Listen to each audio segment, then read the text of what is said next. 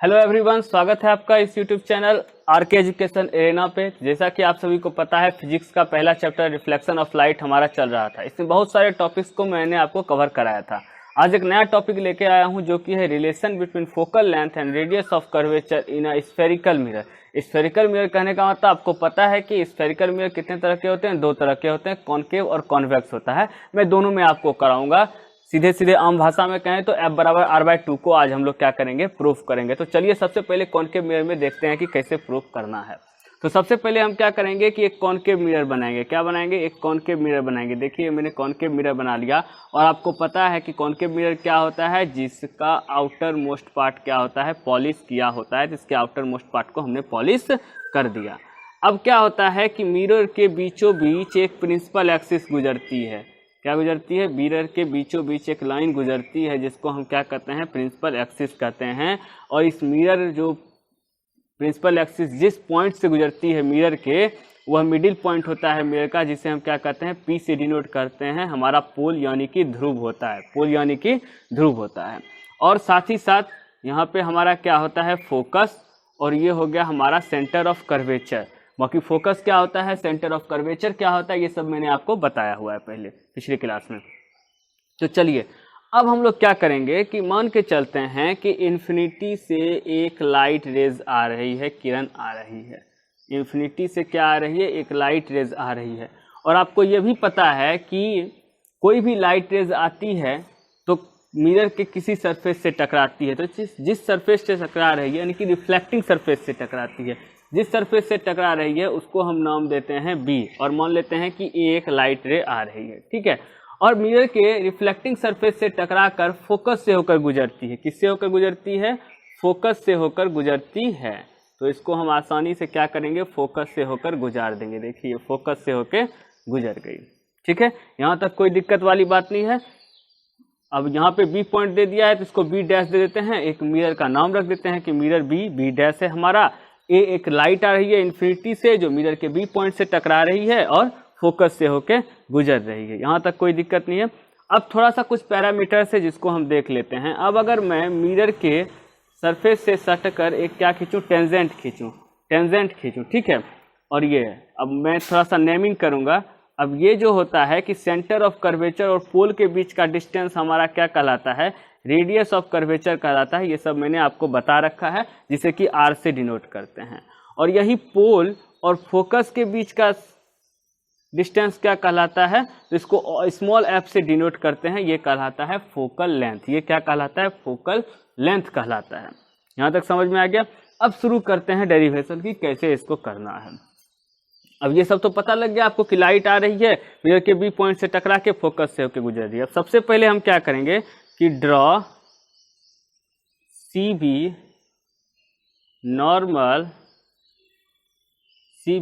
Normal at point B on mirror surface. अब पहले मैंने लिख दिया, अब मैं ड्रॉ करूंगा। क्या कहा मैंने? Draw C B normal at point B on mirror surface. अब आपको पता है कि कोई भी लाइट रेज आती है और मिरर के सरफेस से टकरा के रिफ्लेक्ट होती है। रिफ्लेक्ट को होती है तो इनके बीच में एंगल बनता है। और इनके बीच में कौन सा एंगल बनता है? दो एंगल बनते हैं। एक तो इंसिडेंट एंगल बनता है, एक रिफ्लेक्टेड एंगल बनता है। तो वो कौन सा इंसिडेंट एंगल है, कौन सा रिफ्लेक्टेड एंगल है, उसको जानने के लिए हम क्या करते हैं, नॉर्मल खींचते हैं। तो वही पॉइंट सी यानी कि सेंटर ऑफ कर्वेचर से पॉइंट बी पर हम क्या करेंगे, एक नॉर्मल खींचेंगे। तो ये मैंने क्या कर दिया, एक नॉर्मल खींच दिया। ये क्या कर दिया, नॉर्मल लाइन खींच दिया, ठीक है। अब इसमें से आपको पता है कि कौन सा है इंसिडेंट रे, कौन सा है रिफ्लेक्टेड रे। लाइट आ रही है जिधर से, यानी कि ये इंसिडेंट रे है। और लाइट आ रही है और नॉर्मल, इन दोनों के बीच में जो एंगल बनता है उसे कहते हैं एंगल ऑफ इंसिडेंट। और जो लाइट रिफ्लेक्ट हो रही है उसके और नॉर्मल के बीच में जो एंगल बनता है उसको कहते हैं एंगल ऑफ रिफ्लेक्शन कहते हैं। क्या कहते हैं? रिफ्लेक्टेड एंगल या एंगल ऑफ रिफ्लेक्शन कहते हैं। तो उम्मीद है यहाँ तक आपको समझ में आया होगा।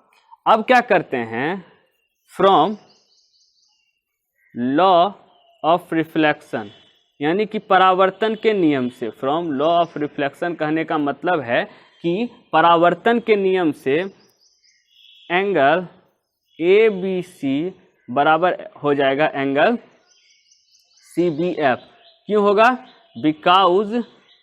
Because angle I is equal to angle R, क्योंकि आपको पता है कि ये एंगल के क्या है? बराबर। तो हम लिख सकते हैं कि ABC जो है वो CBF के बराबर है।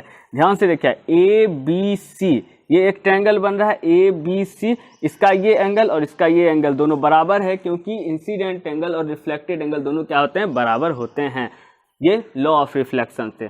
तो CBF हम बराबर लिख सकते हैं, तो मैंने इसको बराबर लिख दिया। इसको आप मान लीजिए इक्वेशन 1, इसको क्या मान लीजिए? इक्वेशन 1 मान लीजिए।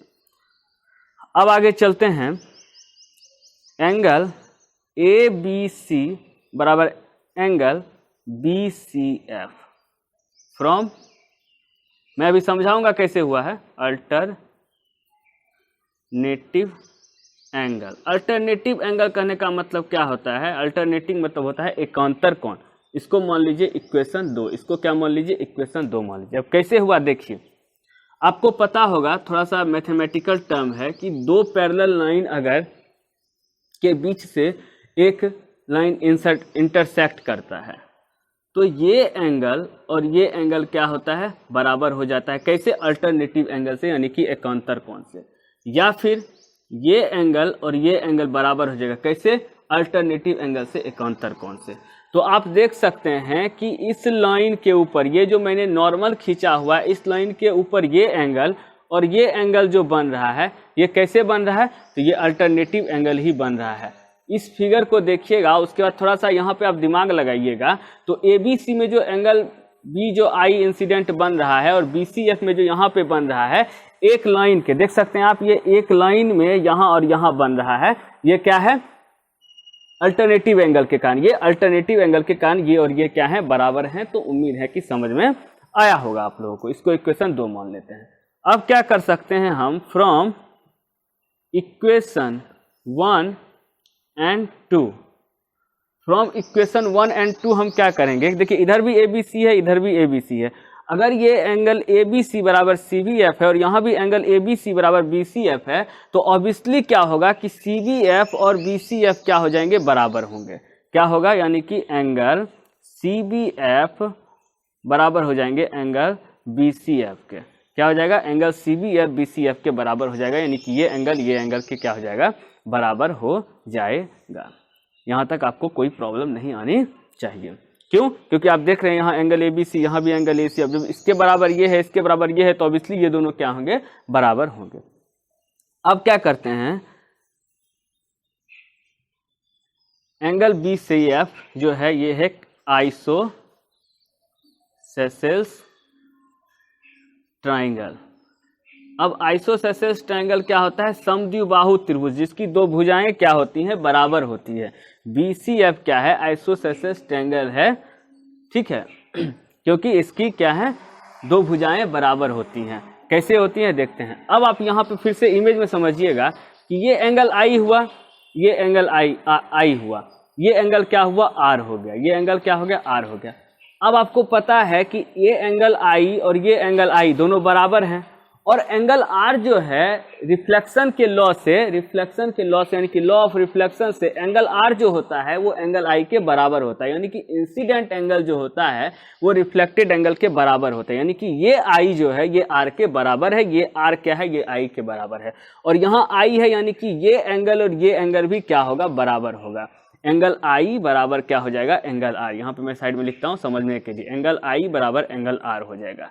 यानी कि अब मैं आपको बताऊं तो ये जो एक ट्रायंगल बन रहा है BCF, ये एक ट्रायंगल बन रहा है ना BCF, इसके दो एंगल क्या हो गए? बराबर हो गए। इसके दो एंगल्स क्या हो गए? बराबर हो गए। BCF के दो एंगल्स, एक ये एंगल्स बराबर हो गए।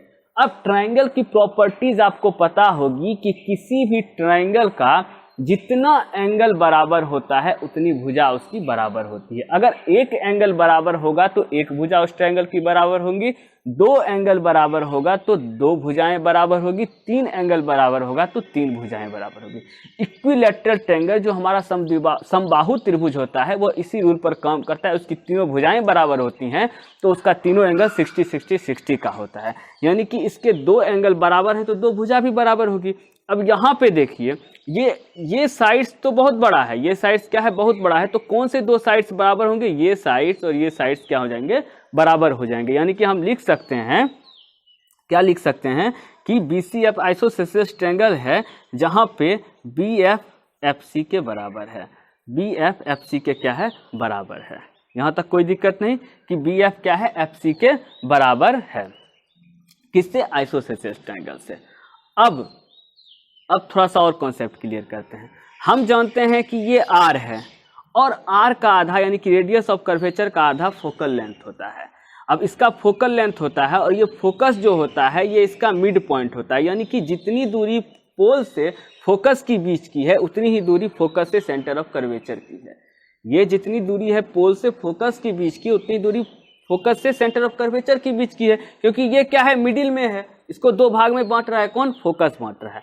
अब ये और ये बराबर है और हम जानते हैं यहाँ से कि FC जो है हमारा, FC वो BF के बराबर है। तो BF जो है हमारा वो PF के ऑब्वियसली बराबर होगा। BF जो है PF के ऑब्वियसली बराबर होना चाहिए, ये आपको पता है। ये सिर्फ मैं कॉन्सेप्ट के लिए बता रहा हूँ कि ये तो इसके बराबर होगा ही। लेकिन हम क्या करेंगे, अब इधर मैं आगे करता हूँ, थोड़ा सा बचा। हम क्या करेंगे, हम ये करेंगे कि इफ B is very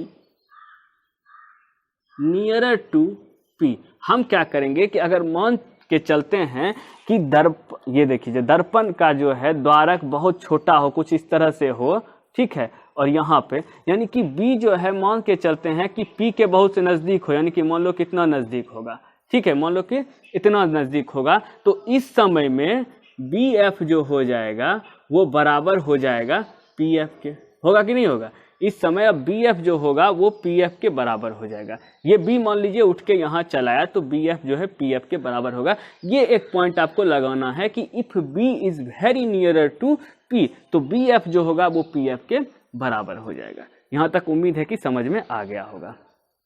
अब एक चीज और, अब BF तो इसको हम लिख सकते हैं PF प्लस FC। देखिए BF PF के बराबर है तो PF हमने लिया, और PF और FC ये दोनों क्या है, इक्वल हैं। तो इन दोनों को क्या किया, मैंने प्लस कर दिया। पहले मैंने प्लस कर दिया, पहले प्लस नहीं करना चाहिए था, पहले हमको लिखना चाहिए था PC। P से C का डिस्टेंस, P से C का डिस्टेंस क्या है हमारा, रेडियस ऑफ कर्वेचर है, यानी कि R है। आप देख सकते हैं यहाँ P है, यहाँ C है। अब ये PC जो है किससे मिलकर बना है, तो PF और FC से मिलकर बना है। पता है आपको, ये PC जो है किससे मिलकर बना है, PF और FC से मिलकर बना है। जैसा कि अभी मैंने बताया कि दोनों क्या हैं, बराबर हैं, क्योंकि फोकस उनके मिड का पॉइंट है, दोनों बराबर हैं। तो अब देखिए PF की वैल्यू कितनी है, PF की वैल्यू यहाँ पे मैंने F लगाई है ना, कि पोल और फोकस के बीच के डिस्टेंस को फोकल लेंथ कहते हैं, तो F लगा दिया। और यहाँ ये भी डिस्टेंस जब इसके बराबर है तो इसको भी हम क्या कह सकते हैं, F कह सकते हैं। तो चलिए इसके जगह पे भी हमने F लगा दिया। और PC जो हमारा है पोल और सेंटर ऑफ कर्वेचर के बीच का डिस्टेंस, वो तो हमारा R है ही। तो ये क्या हो गया, 2F is equal to R हो गया। तो यहाँ से हम कह सकते हैं F is equal to R/2। ये बहुत ही आसानी से आपका क्या हो गया, प्रूफ्ड हो गया। क्या हो गया, प्रूफ्ड हो गया। उम्मीद है कि ये आपको समझ में आ गया होगा। इसको एक बार और देखिएगा, थोड़ा सा जिसका ज्योमेट्री थोड़ा सा वीक है उनको थोड़ा सा प्रॉब्लम होगी, लेकिन जिनका वीक नहीं है उनको बिल्कुल भी प्रॉब्लम नहीं होगी। इसलिए मैंने इतना डिटेल में ज्योमेट्री के भी टर्म्स लेके बताए हैं, इससे आपको समझ में आ जाए। तो अच्छा लगे तो अब हम आगे करेंगे, किसका, कॉन्वेक्स का करते हैं।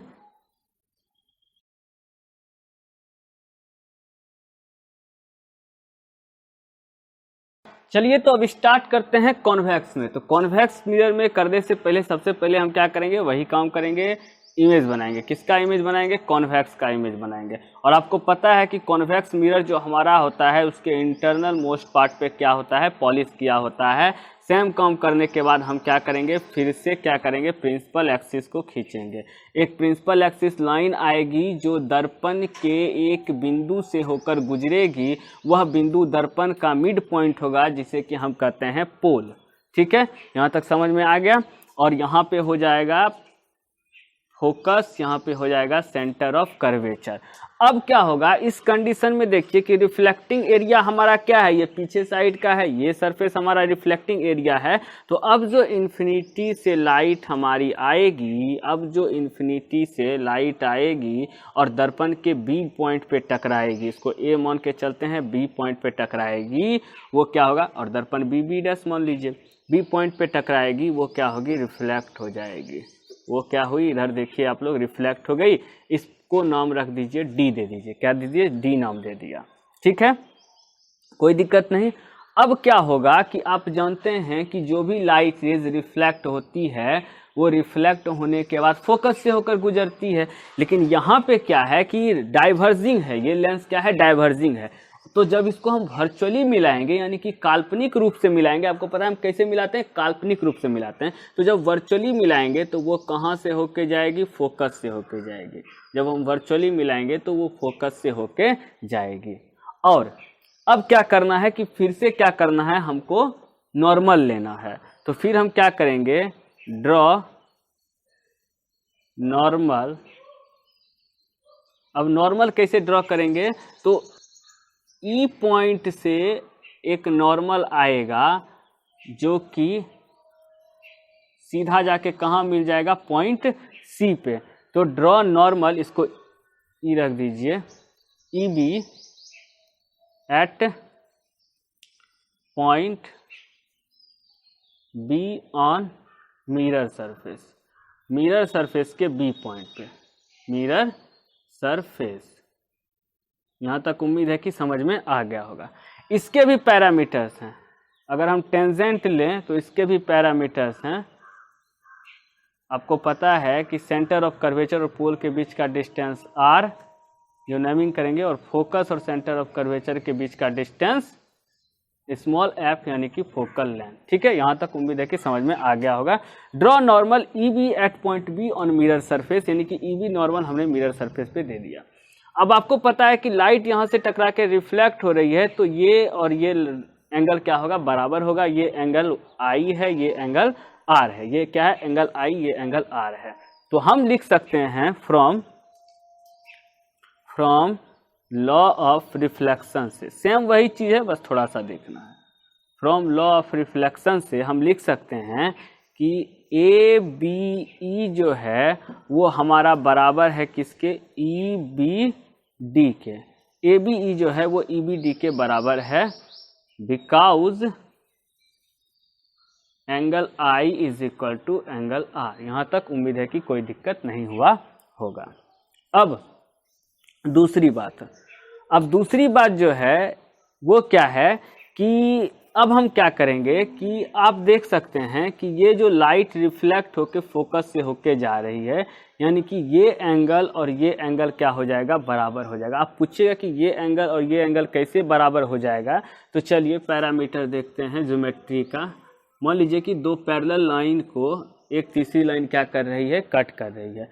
अब इसमें ये एंगल और ये एंगल, या फिर ये एंगल और ये एंगल क्या होते हैं, बराबर होते हैं। कैसे बराबर होते हैं, तो वर्टिकली अपोजिट एंगल, हिंदी में बोले तो शीर्षाभिमुख कोण या सम्मुख कोण, आमने सामने का कोण क्या होता है, बराबर होता है। तो आप देख सकते हैं कि ये आर के सामने वाला कोण ये है, तो इसको भी हम क्या लिख देते हैं, आर लिख देते हैं। तो ये दोनों क्या हो जाएगा, बराबर हो जाएगा। तो अब हम क्या लिख सकते हैं कि एंगल ई बी डी बराबर हो जाएगा एंगल सी बी एफ के, एंगल सी बी एफ के क्या हो गया, बराबर हो गया।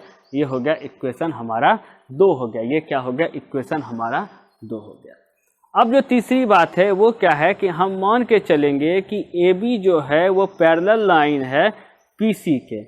ए बी जो है वो पैरेलल लाइन है किसके, पी सी के। अब देखिए कि अगर ए बी को मैं आगे बढ़ाऊं, इस तरह से, कुछ बढ़ाना नहीं है आपको इमेज में, बस बता रहा हूं मैं कि ए बी को कुछ इस तरह से आगे बढ़ाऊं, और पी सी है ही, तो ये जो नॉर्मल हमने खींचा है ये इस तरह की लाइन है जो दोनों को क्या कर रही है, कट कर रही है। आप देख सकते हैं ज्योमेट्रिकल टर्म में ध्यान दीजिए कि अगर ए बी को आगे थोड़ा सा बढ़ा दूं आपको समझाने के लिए, और पी सी दोनों समांतर लाइन है यानी कि पैरेलल लाइन है, तो ये ई बी सी जो गया है ये आपको क्या लग रहा होगा, ये आपको लग रहा होगा कि ये एक त्रियक लाइन है, यानी कि इंटरसेक्ट करने वाली लाइन है, तीसरी लाइन है जो इन दोनों लाइन को इंटरसेक्ट कर रही है। अब इसको मैं मिटाता हूँ। तो जब ये इंटरसेक्ट करता है तो आपको पता है इसमें कि ये एंगल और ये एंगल भी क्या होते हैं, बराबर होते हैं। क्या होते हैं, ये एंगल और ये एंगल बराबर होते हैं। कैसे होते हैं, संगत कोण से होते हैं। आप ये टर्म पढ़ चुके होंगे। तो क्या होगा कि ये एंगल और ये एंगल हमारा क्या हो जाएगा, बराबर होगा। आप देखिए फिर से दिखा रहा हूं कि यहाँ देखिए इस लाइन के ऊपर वाला एंगल और इस लाइन के ऊपर वाला एंगल, यानी कि इस लाइन के ऊपर वाला एंगल और इस लाइन के ऊपर वाला एंगल दोनों क्या है, बराबर है। इस लाइन के ऊपर वाला और इस लाइन के बराबर है। आपको समझ में आ गया, इसको मिटा रहा हूँ। तो ये भी एंगल क्या हो जाएगा, एंगल आई हो जाएगा। क्या हो जाएगा, एंगल आई हो जाएगा। ये भी एंगल क्या हो जाएगा, हमारा एंगल आई हो जाएगा। उम्मीद है कि दिखाई दे रहा होगा, एंगल आर और एंगल आई। अब क्या करना है, अब क्या करना है कि एंगल सी बी एफ हमारा क्या हो गया, हमारा क्या हो गया, आइसोसेलेस ट्राइंगल। अब कैसे आइसोसेलेस ट्राइंगल हो गया, क्योंकि देखिए आपको पता है कि एंगल आई और एंगल आर क्या होता है, बराबर होता है। एंगल आई और एंगल आर बराबर होता है, लॉ ऑफ रिफ्लेक्शन से हम जानते हैं। तो यहाँ पे ये मेरा एंगल आई बना है और ये मेरा एंगल आर बना है, यानी कि ये जो ट्रायंगल है सी बी एफ, यहाँ बी में अच्छे से लिख देता हूँ तो आपको पता चले, ये जो ट्रायंगल है सी बी और एफ, इसमें ये एंगल आई है और ये एंगल आर है, यानी कि ये दोनों बराबर है। तो फिर वही ट्रायंगल की प्रॉपर्टीज आ गई कि किसी भी ट्रायंगल का जितना एंगल बराबर होता है उतने ही साइड्स क्या होते हैं, बराबर होते हैं। जितना एंगल बराबर होगा उतने ही साइड्स बराबर होंगे। तो इसके दो एंगल बराबर हैं तो दो साइड्स बराबर होंगे। तो दो साइड्स कौन से बराबर होंगे, एक सी एफ और एक बी एफ। तो क्या हो जाएगा, सी एफ जो है वो बराबर हो जाएगा बी एफ के। सी एफ क्या हो जाएगा, बराबर हो जाएगा बी एफ के। अब सेम वही प्रॉपर्टी काम आएगी कि सी एफ जो है वो बी एफ के बराबर है, तो ये बीच वाला मिड पॉइंट है, फोकस जो है हमारा मिड पॉइंट है, जो पीसी को दो भाग में बांट रही है, तो इतना दूर का लंबाई इतना दूर के बराबर होगा। अब ये लंबाई और ये लंबाई बराबर है तो ये लंबाई भी इस लंबाई के बराबर होगा। लेकिन हम क्या करेंगे कि फिर से वही लिखेंगे, if B is very nearer to P। अब क्या है कि B जो है वो P के बहुत नज़दीक है, मान लीजिए कि यहाँ चला आया, तो इस कंडीशन में क्या लिख सकते हैं कि BF जो होगा वो हमारा PF के क्या होगा, बराबर होगा। BF जो होगा वो हमारा PF के बराबर होगा। तो यहाँ से फिर से हम वही काम करते हैं कि PC हमारा क्या है, तो PC लिख देते हैं। ये PC बराबर क्या हो जाएगा, PF प्लस FC हो जाएगा, PF प्लस FC हो जाएगा। क्यों होगा, क्योंकि आपको पता है कि ये मिड पॉइंट है और ये लेंथ दोनों क्या है, इक्वल है। तो और BF PF के इक्वल है तो BF के जगह पर हम PF लिख सकते हैं। BF जो है वह PF के हमने इक्वल कर दिया, क्योंकि बहुत नज़दीक है, वही द्वारक छोटा है, तो BF के जगह पर हम क्या लिख सकते हैं, PF लिख सकते हैं और FC हमारा है। अब PC हमारा क्या है, तो R है, और PF कितना है, F है, और FC भी क्या है, F ही है, क्योंकि दोनों की लेंथ सेम है तो दोनों को हम F लिख सकते हैं, कि दोनों को फोकल लेंथ लिख सकते हैं F। तो यहाँ पे हो गया R is equal to 2F, तो F इज इक्वल टू क्या हो जाएगा, R/2। ये आपका देखिए कॉन्वेक्स में भी आसानी से क्या हो गया, प्रूफ हो गया, और ये ज्योमेट्रिकल टर्म भी मैंने आपको बता दिया। ठीक है, तो उम्मीद है कि आपको ये दोनों जो है कॉनकेव और कॉन्वेक्स वाला समझ में आया होगा। वीडियो अच्छा लगे तो लाइक कीजिए, शेयर कीजिए, सब्सक्राइब कीजिए। Thank you very much. और किसी प्रकार की क्वेरी हो तो कमेंट जरूर कीजिए।